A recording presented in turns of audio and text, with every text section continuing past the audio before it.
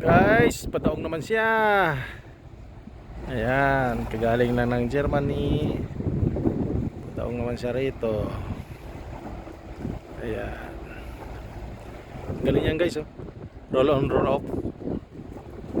Ayan.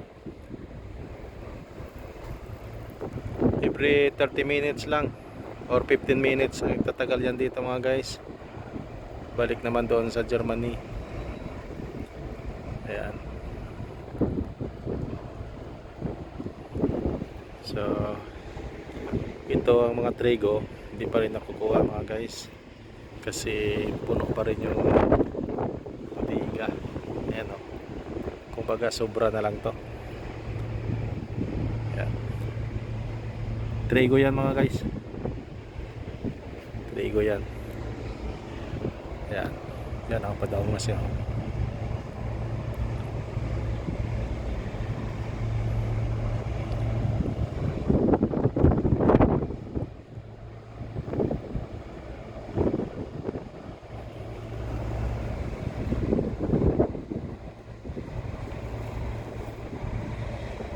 Yan, roll off yan mga guys. Roll off, roll on, ro. Yan siya.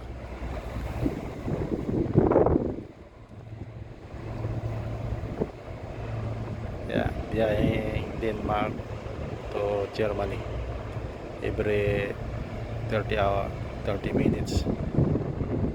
Biyahe naman siya. So ayun.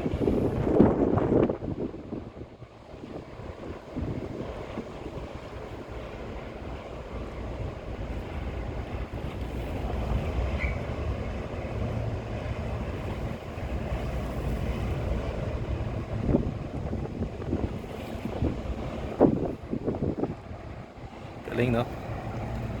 Galing mga guys, no? Yan, no? May sarili siyang puerto.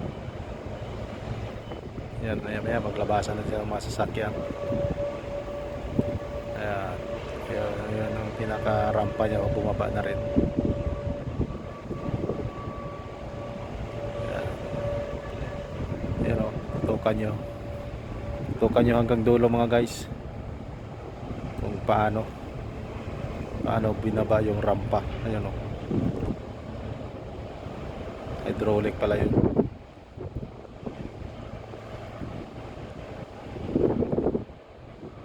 Yung sa baba mga cargo truck, yung sa taas naman ay mga light vehicle lang.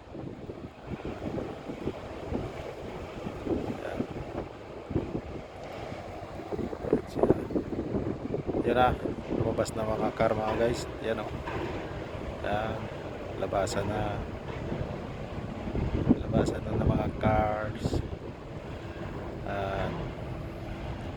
Ang sa baba hindi pa makita kasi mga cargo truck yan dyan sa baba. Yan.